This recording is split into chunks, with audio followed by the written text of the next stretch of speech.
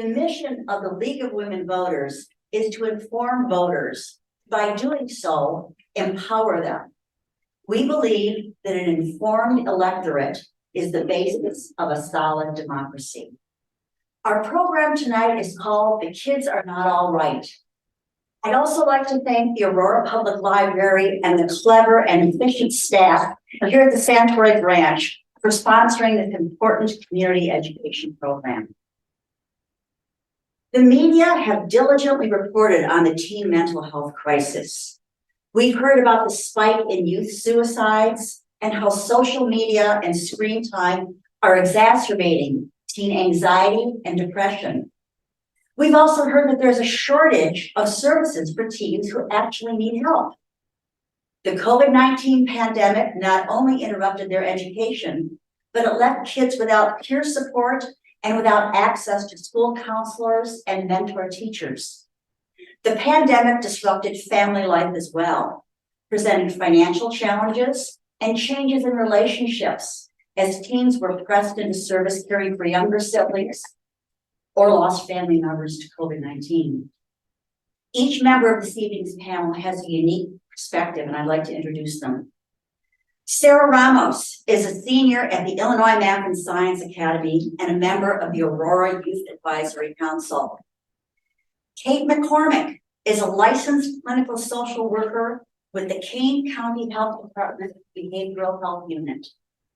Dr. Brian Rooney is a clinical psychologist in private practice.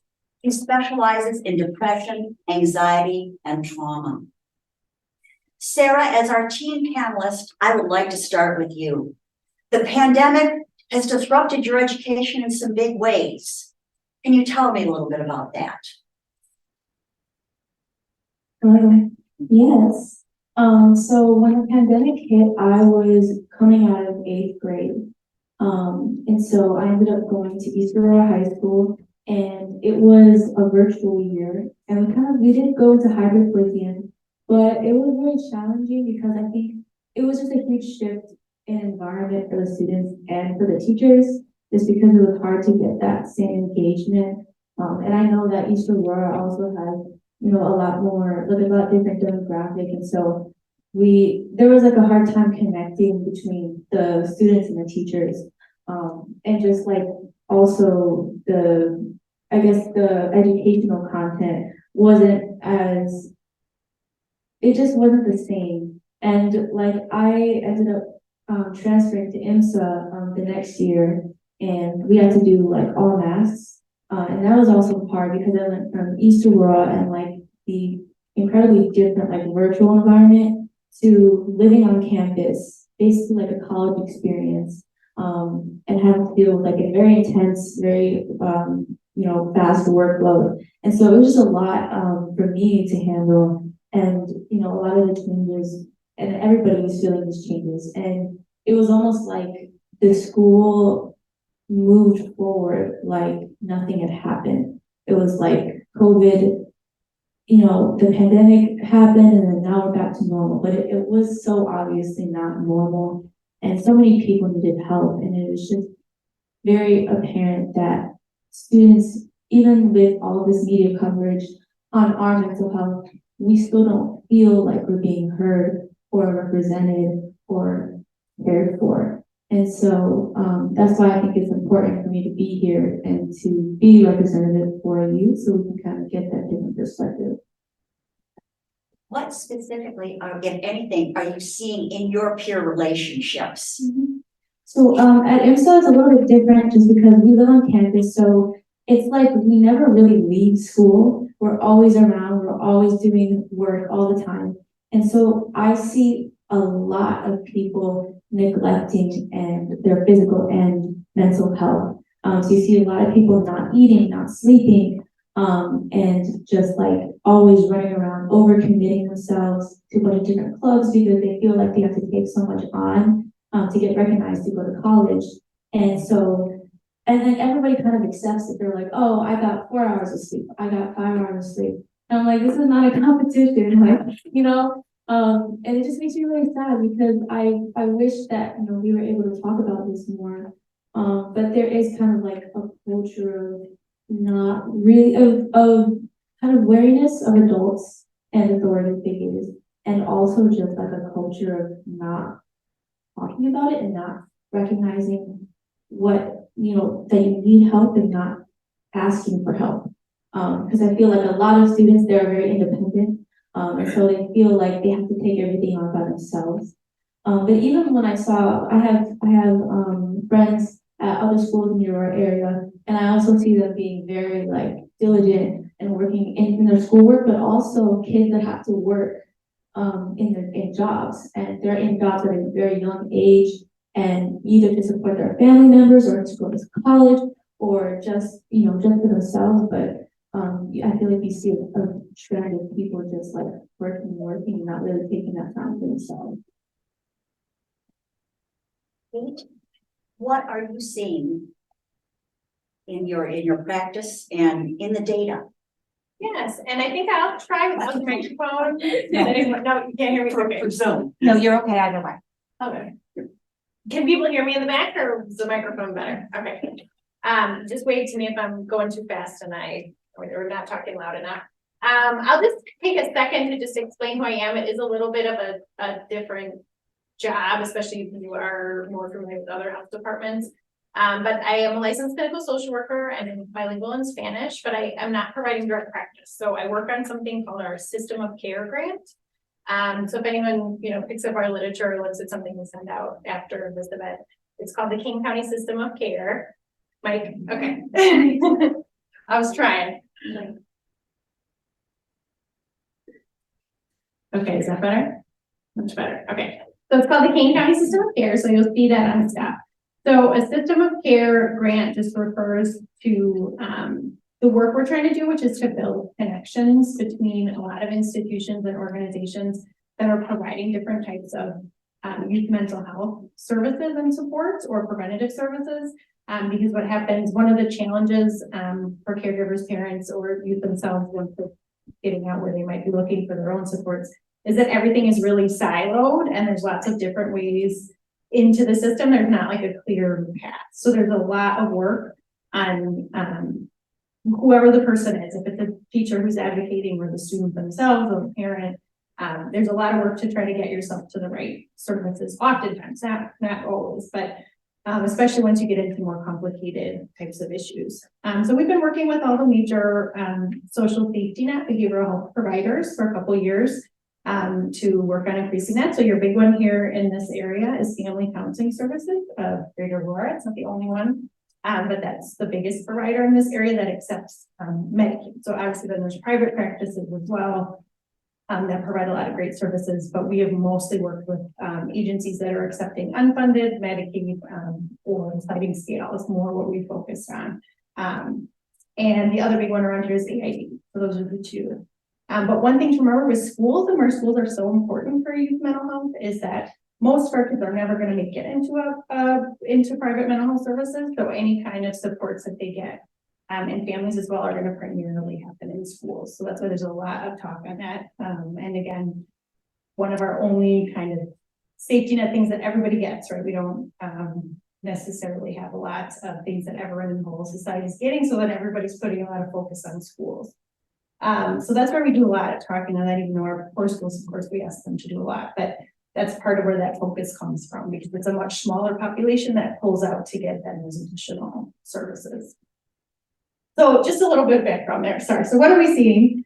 So what have we been doing? So yes, we look at the data. Even getting data on youth mental health is tricky, again, because I have actually unsuccessfully not been able to get data from some of our big institutions. And you can imagine sometimes those numbers are showing things that people don't necessarily want to be super public because everyone is interested in also keeping their institutions running, which is understandable. And so it's like trying to figure out some of the politics of those things. But so we don't have a lot of great local, hyper local data in terms of like quantitative data. But what we try to do also then is get qualitative data. We do a lot of surveys as part of our work. So with the System of Care, we've tried to lift youth voices in the System of Care. So thank you for having us at this event today. And it's wonderful to hear from Sarah. So every year we have had a forum called the Youth Voices Forum on Mental Health, and I have a couple of our reports from last year, and we'll be releasing another one soon. From the event that we did, but we try to make it an event where like the students get something out of it, so they get together and they talk, but then we also ask them questions and we take notes and listen to what they have to say about their experiences with services, and then we try to combine that with the data and make some policy recommendations for community leaders about what we're seeing. So I think Sarah did a really beautiful job of describing a lot of the themes that came out just in that just in her opening statements. But I do think one thing I heard her say, and that I can validate, that comes out every year, and this was even the year we did it pre-COVID, but it's that need to be heard and validated by adults in their lives, whether it's parents, mental health workers, therapists, or teachers. And a theme that has come out in various times in the last 2 years has been, I think Sarah said it really well too, that it feels like everyone just wants to move on. Like youth feel kind of rushed to move on from COVID, especially in the school setting, that there's been a lot of focus on learning loss and things like that. And like kids needed more time to grieve, more time to just acknowledge the way that this has impacted them, and that there hasn't been a lot of formal space for that. I imagine maybe adults feel that way too, but I haven't done all this qualitative interviews with adults. But that's definitely one of the themes that we're really hearing, is that kids just need more space to talk about like what this has meant and continue to mean in their lives. Thank you. Dr. Rooney, what are you seeing in your practice?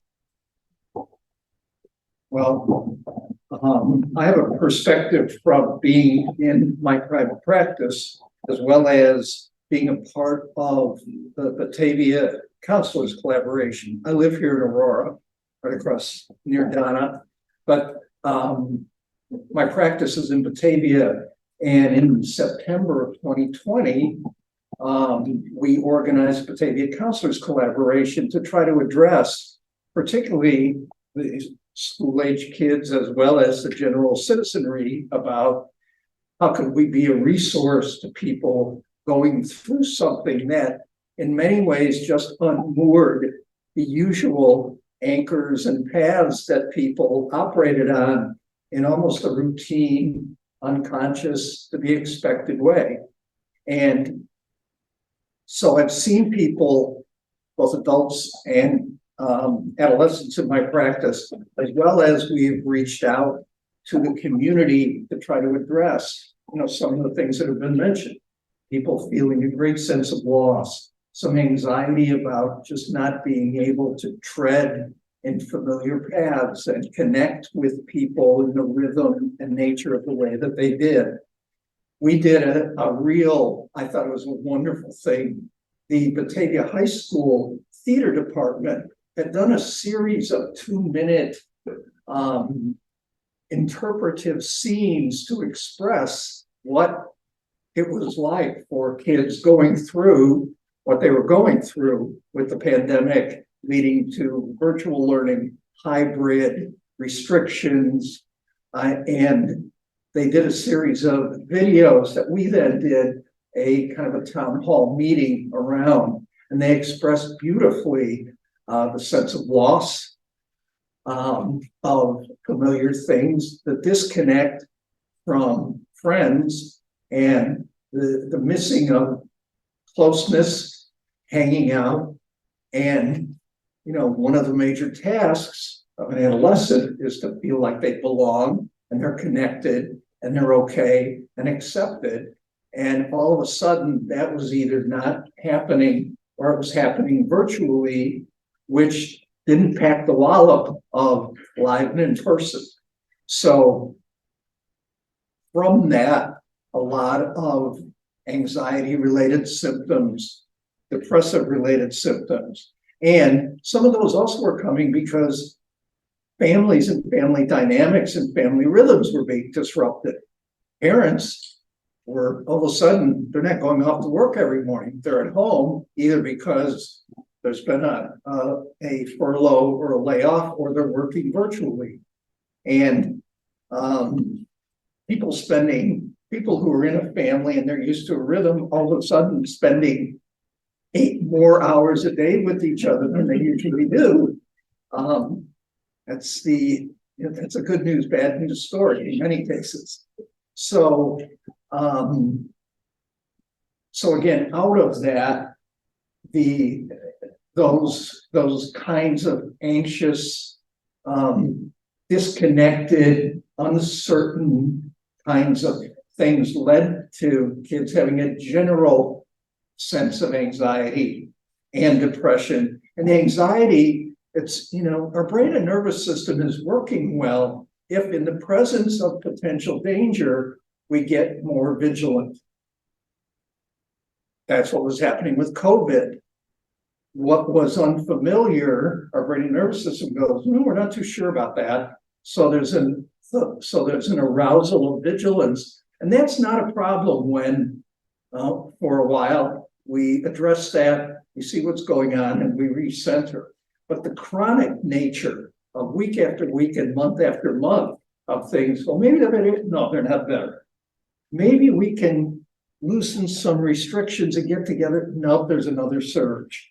And so the chronic nature of that vigilance and trying to carve new paths took its toll, like it would with anyone.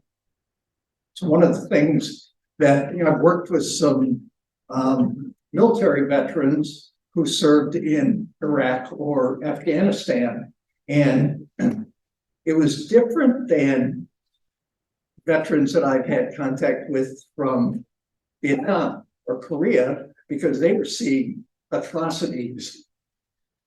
The ones coming back from Afghanistan or Iraq were coming back with their nervous systems out of whack because of the nonstop vigilance. They didn't know where the mines were, who the enemy was, what might be around the next corner.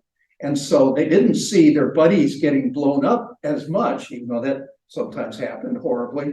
But it was that nonstop vigilance and that the extended period of time of disconnect and vigilance, I think, is how the pandemic generated a lot of difficulty. So, Wow. So you believe that the one of the driving factors of the anxiety and depression that are being seen in teens these days is this eternal vigilance, for lack of a better term. well, yes, and the other part is that I think we don't know it when we're teenagers, and maybe you do or don't, but there's such tremendous developmental action and energy and turmoil going on. Any of us who have kids know the difference between our sons and daughters when they were 12 or 13 and when they're 18. And oh my goodness. And so this is all going on while that developmental stuff and those developmental tasks are needing to be addressed. And a lot of that was cut off. So. Right out of that, please. Yeah, so I do have anxiety myself. And so I definitely related to a lot of what he was saying. And I think that, he was talking about like the stress response and how having that or being under stress for so long, it has an effect on your physical body and like how you feel. And those two very, very much go hand in hand. And so that lack of stability is, I think, a lot of where things stem from. And I was just thinking about how I'm losing my thought right now. I was just thinking about how like the perception of time has changed for us, because he was talking about how you can't really tell the difference when you're a parent. Like your kids are growing up and there's kind of like this teen stage, and it's like a couple of years.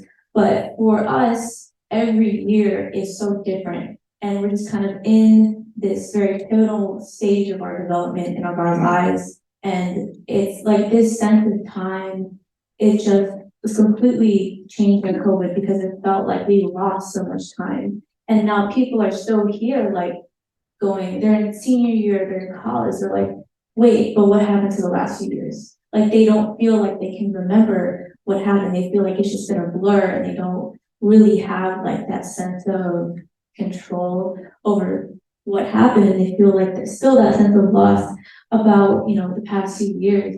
And so, when they're talking about, having a space to talk about this formally and, kind of moving on so fast is kind of what we're trying to get at here. But yeah, I definitely think that, you hit on a lot of really important topics. What can we as a community do to support young people in our community, Kate?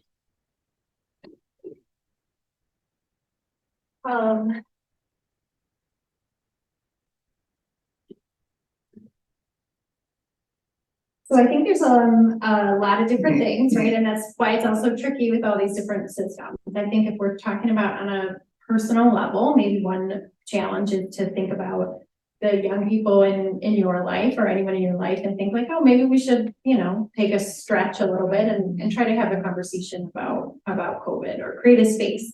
A lot of times with young people, right? I mean, especially teenagers, you don't want to pop this on them out of nowhere. Because if they're not in the right mood, that's not, they're not going to talk about it.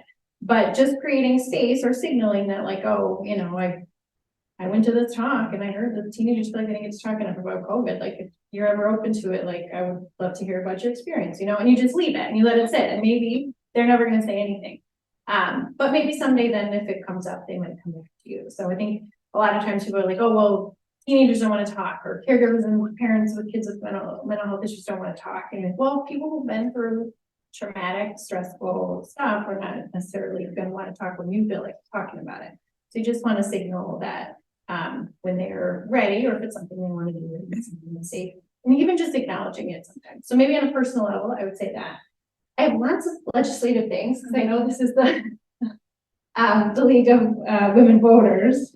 But again, they're kind of like disparate, which is why it's hard to track some of the mental, I guess it's hard to track any legislation. I'm new to this process, having been a clinician previously. So the mental health stuff happens in a lot of different spaces. I know there's a lot of opportunities to be on committees. I'm guessing maybe people in this room are sometimes on these state level committees where you're advising, if that's something. So that's one way to participate. Another is just to participate and be tracking what's happening locally. I think, we've seen less and less local journalism, so there's not as much coming out about this. There's lots of ARPA money still floating around in Kane County that has not been delegated or spent yet. So people paying attention to where that's going, and if you have opinions on that. So Kane County board meetings, a lot of it comes through that.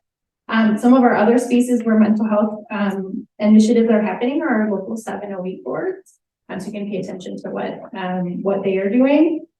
Obviously, school boards and superintendents have a big role in the way that mental health stuff is happening in the schools. West Aurora District, for anyone, has been a real model in terms of the different school districts that I'm working with. They've been really out in front in getting a lot of mental health initiatives in place. So they are doing a great job. So sometimes just praising people who are doing a good job.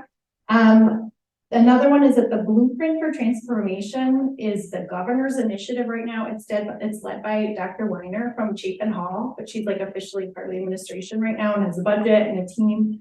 And they are writing reports and out talking to the community. There's a focus group tomorrow night to try to transform the children's mental health care system at a state level. So tracking that, they will have their implementation plan coming out in October. And one of the things they're finding is that, again, the more like local oversight you have and the more local involvement, it just makes everything run better. So paying attention to that. You can stay in touch with us. We have a training series. It's technically for community mental health professionals, but we've actually quite a lot of community members who feel like they get benefit out of it. Some of the language is a little technical, but people can mostly follow. So you're always welcome to join us for that. We also have parent cafe, parent caregiver support groups. They're specifically for people who are involved in raising kids, but everybody's typically involved in raising kids in some way or another. So if it's something you're interested in, you're welcome to attend or help us promote them. Right now, we've got regular ones happening in Spanish at Family Counseling Services, and they're led by some of our parent care leaders. And Karina Villa, State Senator Karina Villa and Representative Maura Hirschhauer have a mental health advisory committee that is always open for people to join as well. If you want to be more up to date on things that are happening. Dr. Rooney? From your perspective, what can we as a community do to support our youth? Well, I think a few things. First of all, and I'm not sure if this is a particular initiative, but just a general notion about kids and teenagers that, you know, there's a lot of paradoxes. I think kids are alert and sensitive, but kids aren't fragile. And to be able to tread that line where we're respectful of the sensitivity, but we don't relate to kids as if with a little bit of demand or adversity, they're going to crumble. So to have ways of generally relating and to have programs set up that address that, I think having opportunities for kids, teenagers to both in school and in the community to connect and belong to something. There's an interesting study by a woman named Jean, I think she pronounces her name Twenge, and they studied depression and anxiety and just did a correlational study. They wanted to see what seemed to be involved with teenagers who reported at least one major depressive episode or one significant stretch of anxiety where they sought help. There were two correlates that they found to increase depression: the amount of screen time and time watching TV. There were 5 correlates that they found related to an absence or minimal depression. That was exercise or participating in sports, belonging to a religious or a structured organization and feeling a sense of belonging, reading, in-person contact with friends and adults and extended family, and participation in school. And what struck me was the stuff that correlated with the depression was screen time. And the stuff that correlated with better results was activity and contact with live people. Now, again, when we look at what happened for 2.5 or 3 years with the pandemic, you can see how that got really forked and screwed. And so addressing the comeback from that. And the other thing that if I was ever appointed the benevolent dictator of the universe, I would have from early on and ongoing a lot of resources for parents. As we all know and notice, if we're paying attention, we try to do as good as we can. And I've had 2 daughters, and I think I've tried to be aware and evolved and connected. And I still get in patterns that I know I downloaded from my own parents. And some of that's creative and functional. Some of that doesn't work too well and it's dysfunctional. And so having opportunities for parents to know about, well, okay, like one of the fundamental things that I think has been mentioned is kids need to be heard and seen and known. And the idea of attunement is, what does that mean? Does that mean I'm just paying attention to my kid? Does that mean, oh, good boy, good girl? Or what does it mean for me to sit with someone and be tuned into what they're saying and feeling and what matters to them? And to be able to help parents learn that, because good parenting, if divided into 2 things, it's love and limit setting. And so how can I be loving and at the same time tuned into my child and teenager and know when and how to communicate and set limits?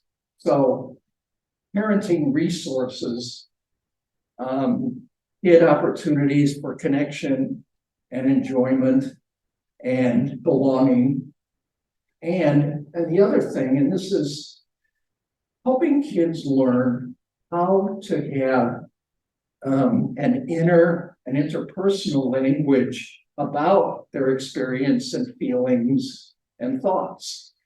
That doesn't come real naturally. It comes from maybe having heard somebody, having a mentor who can teach you how to express what's going on with you rather than retreat or act out or whatever. So anyway, I think that was a little scattered, but anyway, that's some of my thoughts. Sarah, I see you nodding your head. Yes. Would you care to weigh in? Oh my goodness, he said this so like amazing because he touched on so many things that I was going to say.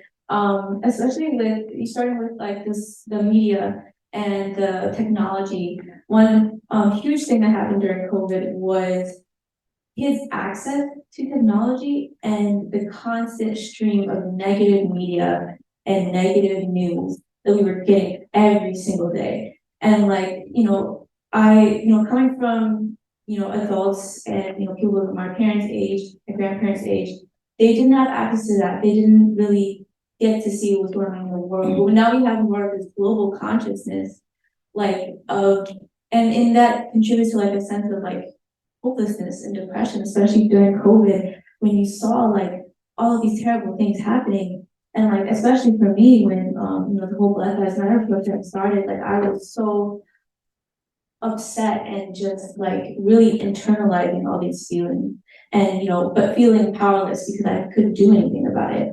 And I really feel like, that change in technology has really contributed to a lot of this anxiety and depression that we've been talking about. And then he was also saying how, the relationship between adults and kids. And I feel like the biggest thing that I've noticed is this like generational gap. Because I think, teenagers and, adults, we both have some kind of assumptions towards each other. Like, there's the whole Gen Z boomer argument where it's like, oh, you're old, you don't understand. And then you're like, you're young, you're too immature, you don't understand. But I think it's really important for us to just come together and just see each other as people who have their own experiences, who have their own thoughts and feelings. And I think it's very, very important. I assume that most of you either have kids or love kids, but just being really able to try to empathize where they're coming from, even if you didn't have the same experiences. When you were a kid, just kind of trying to understand like how they're feeling and why they're feeling that way and kind of making a space, because I feel like it's very scary when a kid comes up to you and tells you that they're experiencing these thoughts. And you might be feeling like, I don't know what to do. I don't know how to provide support for them. And you might lash out and be angry or not know how to talk to your kid. But what your kid needs most at that moment is a hug, is some encouraging words. Like they really just need to talk to you. And so just being mindful of your reaction and how you understand, or you try to understand the children that you work with and that you're around. And I think when we're talking about how the community can, do better, I think it's also important that we recognize the different disparities that we see in mental health, such as with gender and with racial barriers. So we've started talking recently. I don't know if any of you heard of the Barbie movie that just came out, but they had a lot of good discussion about, the different aspects we see in society and the culture of men and women. I think we see a lot of men generally feeling that they can't express themselves or their needs or ask for help. And because they have to be very strong, very masculine, I've seen this in, people that I've been friends with and my siblings, they feel like they can't verbalize themselves in that way. And also, on the flip side with women, making sacrifices, feeling like they're the emotional caregivers for the people around them. And there's so many different types of stresses that we can see in different groups, especially with minority groups and people in marginalized communities. We've definitely noticed that there is a lack of representation in the psychiatric field, and there are not a lot of therapists and psychiatrists who are people of color And that is definitely a huge factor being as such a diverse city as Aurora is. And you see like a lot of students and kids who are people of color, not feeling like they can really relate on that different level, you know, to the people that are talking to. There can be kind of a disconnect, or they might feel like they're unsure and they can't express that trauma when it comes to racial aspects. And then we have, you know, other communities like people who live in poverty who don't have access to this type of outside healthcare, you know, and who have other stressors like financial insecurity, you know, there are differences in home life. And so these different stressors that we see can, you know, can cause different forms of anxiety and depression. And so I think it's very important that we recognize that. And also, you know, just like other things like language barriers in the healthcare community, and not, you know, if there's a mother who doesn't speak English trying to get help for her, you know, for her kids, she doesn't know where to go, she doesn't know who to talk to, and the healthcare provider might not always know what kind of service, what kind of quality to give her. So you have that like miscommunication and misunderstanding. And so, you know, there's a lot of different aspects and intersectionality that we can see. I think that is really important that we acknowledge and try to work towards understanding when we look at teens in Aurora, just because there's so many different types of people that really experience all different types of stresses and all different types of, you know, topics such as, you know, from family and school responsibilities to home life and social life. And, you know, we're just very complex human beings, everybody is. And I feel like we'll understand each other better if we acknowledge that everybody is very unique and has their own diverse experiences, and, you know, being able to empathize and try to understand that. Kate, I saw you nodding your head when Sarah spoke about access to care. Is there anything that we can do as a community to support?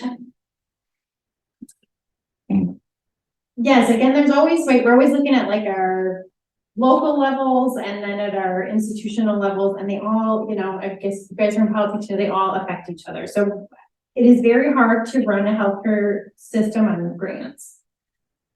So in the mental health care system, a lot of the programming and services, again, my grant is running out. So that is, we don't run it like a healthcare system all the time. There's a lot of problems with rate disparities as well, with Medicaid, and not being able to keep providers in the field, not being able to attract new youth into the field because of the debt to wage ratio and the levels of stress.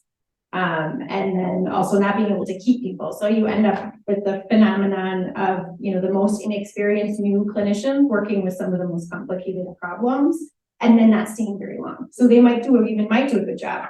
And then you can often re-traumatize your most vulnerable patients because they're constantly being cycled through interns or cycled through therapists, and they're not getting access to like a really seasoned professional like Dr. Rooney because the working conditions and the pay just like are not aligned. So we see that happening in a lot of institutions, right? That happens in our schools too. But more positive. So one thing is to really promote investment in mental health care and in healthcare, and in supporting Medicaid programming. But as like a local level, in terms of like just being, you know, active community people, I think thinking about, well, how do we bring youth voice into any institution that I'm in? And again, just taking like one step, like what's the one small step that we can do? So I think it's like great to have Sarah here and maybe thinking about, oh, maybe the League of Women Voters can have a, you know, a conversation with the local youth, but create your own little youth advisory committee or whatever it is that makes sense. There you go. Whatever it is that makes sense to try to just help lift up those voices of youth and people that are out already doing work. Another opportunity in Kane County Health Department, we have a core of medical reserve. We have a medical reserve corps. You can be a volunteer with us. We're figuring out how to recruit that group did wonderful things during COVID, running a lot of our vaccine clinics, and we're looking to get them trained and potentially be like a backup or for some of the schools to have some more, you know, just consistent adults to be present in the schools to provide some support for certain programming. So we're working on that. That's in the works, but that would be one thing. Also NAMI groups, there's all kinds of like volunteer mental health opportunities if you're more specifically interested in that. Thank you very much. presenters. You defied my highest expectations. Thank you for your wisdom. Thank you for your insights. Do we have any questions from the audience?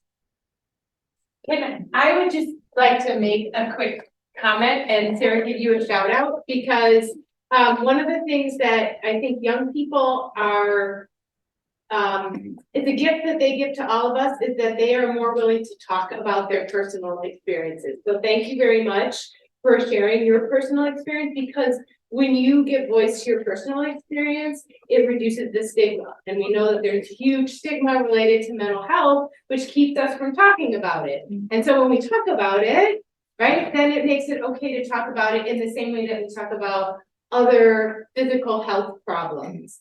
And that's, I think, a thing that we can all do is to talk about mental health challenges in the same way that we talk about physical health challenges or problems that people have, because mental health is health, right? It's part of our health.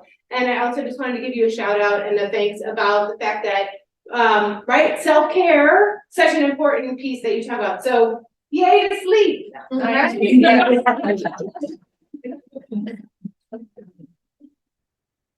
All right, I have a couple of, Another question. sorry, go ahead. I was just wondering if there had ever been established what I think of as a telephone helpline, and I'll explain what I mean by that. When my oldest daughter went to Northwestern, now a college environment is obviously different than high school, but one of the things that she volunteered to do when she was there was to spend a couple of nights a week where they had this telephone helpline that was available to any student who was lonely, who was upset, who just needed somebody to talk to. And the kids who manned these lines never made any recommendations. They issued no advice. They were merely there to listen so that these kids had an opportunity to at least give voice to some of the things that were bothering them. And I think that my daughter felt it was extremely helpful to many of these kids if they were just lonely for a bit and they just needed somebody to talk to. Now, the person they talked to was a stranger. So in fact, and they were a stranger as well. There were never names exchanged. And so there was no opportunity to pass judgment. But if these students ever requested help, then in fact, they could refer them to a professional and say, you can give this person a call and I think that perhaps they can guide you in where you feel you need some assistance. It was just a marvelous program. And I think it was good for her as well as being good for the students that called in. And I think she was amazed at how many students called in. I mean, this was Northwestern, okay? I mean, you think of these students as being bright and capable and this sort of thing, but they have issues just like everybody else does. And I just wondered if anything like that had ever been considered. Or I can speak that I don't have specifics, but I know that in some local schools, they have a peer counseling availability of kids who are available for little 15 minutes at a time to just sit and, like you said, to listen, to empathically respond. And then if there's a red flag of somebody talking about, thinking about harming themselves or really feeling that they need something, they have a place to go to. I think the idea of some phone availability would be great. I haven't heard about it. There is an organization called Teen Line. It's not, I an organization called Teen Line. It's not associated with any particular like school or group, but it is kind of a hotline for teens to call to talk to somebody. And I believe they train teen volunteers to answer the calls. It's been a little while since I looked into it. Do you know if that's known? The national. I think so. Again, I haven't looked into it in a few months, but Yeah, that's around. There's a lot of little, we call them peer support programming. So that's one of our recommendations always is again for schools is to try to increase access to peer support programming. So it just depends. That was one of the things we're looking at. It's something we've been in conversation with some of the schools about is the peer counseling. So yeah, no, those are great. It sounds like a wonderful program. Like that's a wonderful thing to support and try to spread. Von's doing that. Oh, great. Von says that. In the 7 Elstree this morning, peer support program, mental health can drop in. Yeah. Yeah, I think that's a really great idea to have, build more of a sense of community with your peers. Like I, had went into, mental health services to receive some more education on, my own mental health, issues. And, when I came back, I was just wondering, if my school had any, I feel like we hear a lot about support groups for adults, but there's not really anyone for teenagers or kids. I didn't really find anything like that. I do think it is careful. We should be careful in high school just because it can be a lot to hear those types of things. Because as someone who experiences so many of my friends and I've seen them, going through things and I've seen them struggle so much, like it can really take a toll on somebody. So, being aware of that, and making sure we have people who are professional kind of mediating that, so that, these teams are able to provide support for one another, but are also able to take care of themselves as well. I just want to add one thing. I think that's a great point, is to be able to get support or debriefing if you're the person, whether it's in a formal setting or just available for one of your friends. Okay, that was a lot. And now I guess I gotta go home and eat dinner now. But someone mentioned that I think it's been delightful and amazing just over the last 3 or 4 years of people stepping up and destigmatizing a lot of what's going on in the high level athletes in college and pro sports, saying, they're not available, tending to mental health needs, and to be, for that to be more okay, I think is starting to happen. I know it was interesting. One of the trauma therapies that I use is a therapy called EMDR. And I got a dozen calls during the week after People magazine ran the story about Harry and Meghan and their trauma stuff with the royal family, and that he said he got EMDR. I got 12 calls, and just for people to know, regular people who I kind of like reach out and seek things to take care of themselves. And then is there a good enough connection, like with these peer opportunities or resources, that kids know about them? Yeah. Because I think it feels like there's less stigma to reach out to them, but are they known and available? What is EMDR stand for? Eye movement desensitization and reprocessing.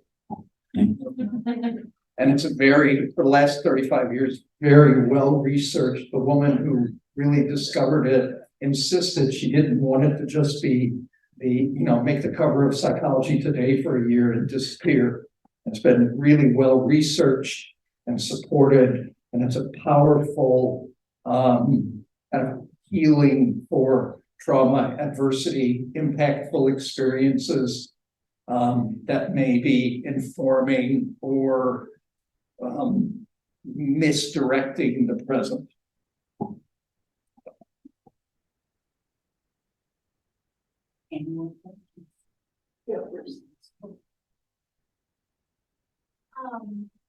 So I know we talked a lot about screen time and how negative it can be on mental health, which I do definitely agree. I was a junior in high school myself when, COVID hit and everyone went with separate ways. So my question to you is, in my generation, it's kind of a thing where you're very open online. People talk about their own experiences, and the dangers of that is that it's almost immediate gratification of, oh, I understand, I've been through the same thing, I'm so sorry that happens. It's a community support online, which is why it's so much harder to kind of not be addicted to your phone in my generation. Like I'll resign and say I'm on my phone way too much. Yeah. For many reasons, but one of those things that I'm seeing teens nowadays facing is that almost instant gratification of like I am being supported, whereas they're not opening up in real life, so they're not getting that in real life. So how would you recommend both individuals and communities to kind of tackle that issue? Or do you see it?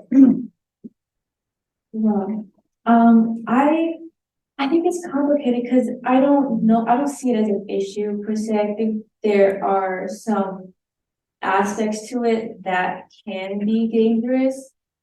I totally understand where you're coming from. I think social media was a huge way for teens to be able to still socialize with each other and to get that social interaction during COVID. And it's just like really, it's really easy and convenient to be able to get in touch with people, to set things up. And so when you're in these online communities, you can feel very,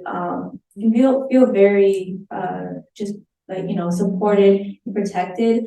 But then there's also that side of being really aware of where you go, what stuff you join, what communities that you're in, and what kind of information you share about yourself. And I feel like, I really, really love, the supportive aspect of social media. Like, I think social media is amazing and that we should, definitely more people should advocate for it. But I also think that more and more, younger and younger kids are having access to these chat, places where you can talk to anonymous people who don't know. And so that can be really dangerous when it comes to joining a group chat and then somebody's talking to you, you don't know who that is, and they're getting this information about you. And so that internet safety aspect is definitely something that should be talked about more. But I think that part of the reason why people feel like so inclined to be in these places is just because we're so used to that from COVID. And I feel like we're still getting used to the idea of social interaction again. And it's like so different than what it used to be. And so being able to like cultivate more spaces for youth, definitely, especially like in the city of Aurora and having more youth events. I've seen so in the youth council, we, did an event where we were able to get feedback from students and young people. One of the big things that they were talking about was having more youth events in Aurora, where especially like music events, just things that we can do because people don't feel like they can really hang out around here. And so just having more spaces for students to connect like in person and really like emphasizing that, but also recognizing the benefits of social media instead of villainizing it, I think be really helpful in kind of creating a balance.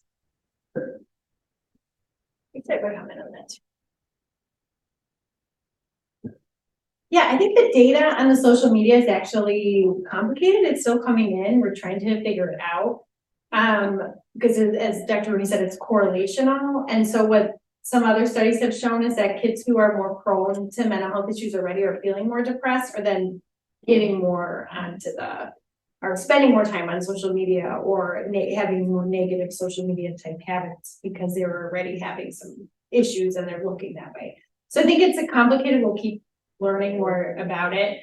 But yeah, I was gonna say, well, really what we heard at the Youth Voices Forum is that it was this double-edged sword, that it was this great way for people to connect. It opened up this whole world of information that you wouldn't have had access to. I know, like, as a therapist and a mental health professional, again, it's like been so great to learn about all these different, different modalities that people are using and different techniques you can go on to, there's kind of like teachers be teachers for therapists and find these wonderful activities that other counselors have created. And so I was gonna say there's just like this great access to information, but then of course, like anything in society, there's a downside. You can also stumble into misinformation about mental health.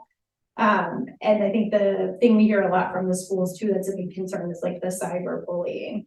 And so I think Sarah said it really well. How do we make the spaces online that exist that kids are in, how do we make them safe from them being bullied by their peers, and then also being, from predators really, and from fraud?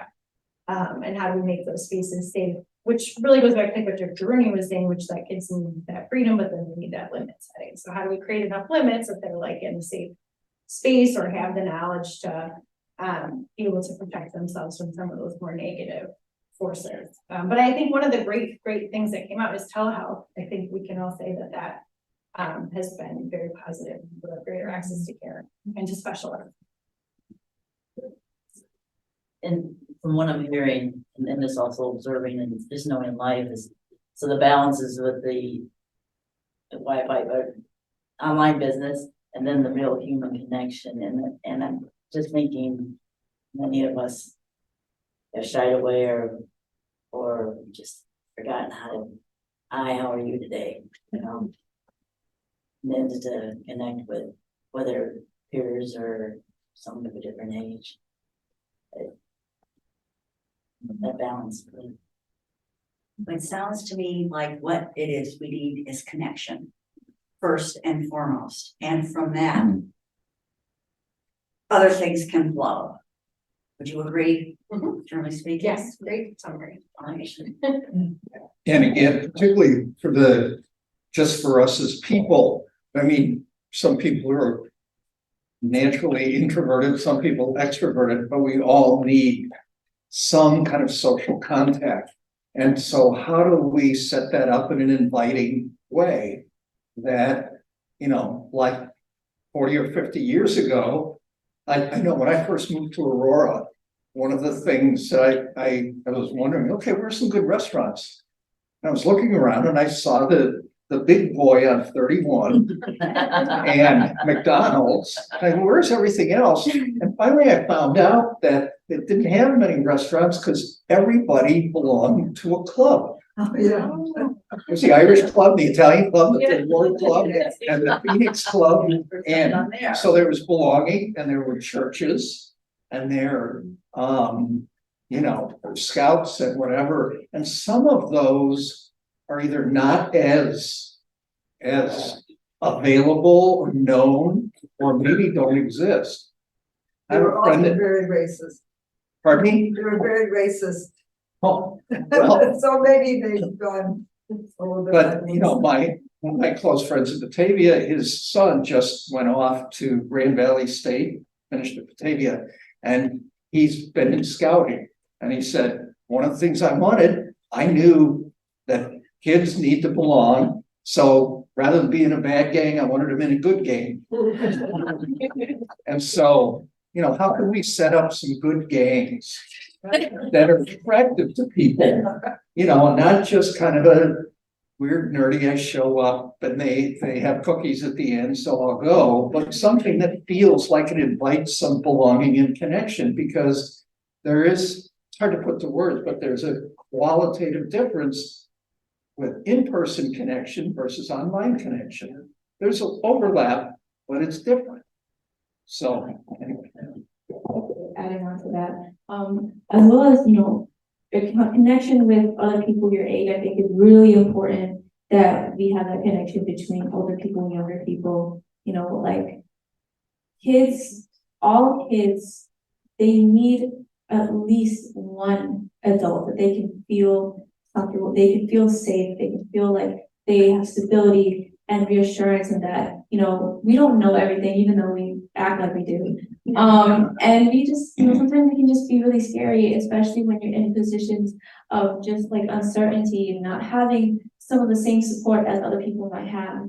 And so, you know, I think everybody in this room is capable of, you know, being that support for someone in your life and a youth in your life. And being that person to talk to and get advice from, or just to be there, you know, and say, hey, it's okay, like I got you, you know. So I think that's very, very important that, you know, as a community, we are supporting our youth and really like making sure that they know that they feel safe and welcome, no matter who they are, what they identify as.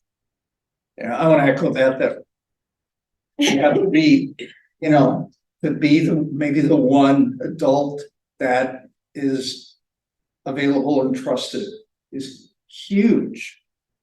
I've read from several different angles that one of the things that helps somebody get through a challenging experience or a new school or whatever is if they have one person. Maybe it's a peer, maybe it's a teacher, maybe that's the neighbor, one person, but that may be available to all of us to do what we can. What was it that the poet Barbara Streisand sang? People who need people are the luckiest people in the world. I'd like to thank Dr. Rooney, Sarah, and Kate for an extraordinary presentation. Thank our audience again. I'm sorry. Are you going to answer some of the written questions? We have a time. Oh. We have a young lady who has to get back to her curfew. Okay, well, it's okay, I can stay for a little longer, I can stay. Are you sure about that? Yes, I'm sure. Are you sure about that? All right, because there was a question, it was very specifically for you, Sarah. What Kane County dollars are not being spent on youth services? That was at the. Oh, that's Sarah. I'm sorry, did I say Kate? I look at Sarah. But they're guests. But maybe we're not following that. It was mentioned that there are Kane County dollars, they're not being spent on youth services. That's probably us, because that's not my area of expertise. Okay, all right, I'm sorry.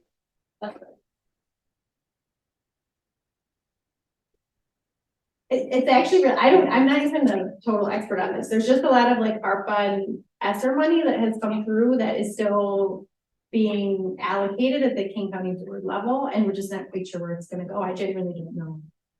So I just think it's a good thing to always be raising your voice to your elected officials and saying we want to support youth mental health. We want to support peer mental health programs or, you know, whatever it is, and just following it. Because people don't attend the meetings a lot, and unfortunately I think a lot of the people who attend are maybe not there for the best of reasons, or to really proactively develop programming, and are there because they're, you know, having some of their own. So it'd be great to have people who are really interested in getting things done and who are following things and offering, you know, proactive feedback to our leaders. Can I help with that? So we just allocated $10 million to the health department. With the idea of having a more hands-on health department, which was sort of disbanded 10 and 20 years ago. So hopefully at this moment there's $10 million to have been spent on mental health, that it's coming. I made the space for nomination on the board in case somebody does. Can I ask her a question? Is the are those $10 are they related also to the behavior health aspect? Yes, all our mental health programs. I don't know yet. I don't think that's been determined, but I asked for behavior for you know or you know for people. I kind of been stuck, and I wanted to know possibly also you know, since there seems to be a deficit here, I can't get across to it and I feel like I'm a kind of resourceful kind of person. There's something that food and get help or volunteer or work at to, you know, help that out. And then that was just the question I wanted. It seems to me that when, in King County government, when we say mental health, it's mental and behavioral health is like one word. Mental and behavioral health, it's all one thing. And so any programs that we're working on for mental health will include behavioral health as well. Access to those, Yeah. let's talk, I'm not sure, you're wrong, sorry, I have to look at it, I have to find out. You can call me. Oh, yeah, please talk. So that's not my primary job, but we do take, I take some case management calls. We have another initiative of our grant that's now supported across multiple programs. It's called IRIS, which is an integrated referral system. And so it's our attempt to try to keep better track of the wait lists and what's open and what services are around. So we'll take calls from the public and try to make referrals then out to our safety net behavioral health agencies. But we don't have a lot of private practice providers on there. We haven't quite opened that door yet, but we will probably get there as well. But yeah, you can call me. Not everybody in this meeting necessarily. Essentially, I'm a little short staffed right now, but we do take those calls if you're having trouble accessing things. Great. Yeah, thank you. Thank you so much for coming. Thank you for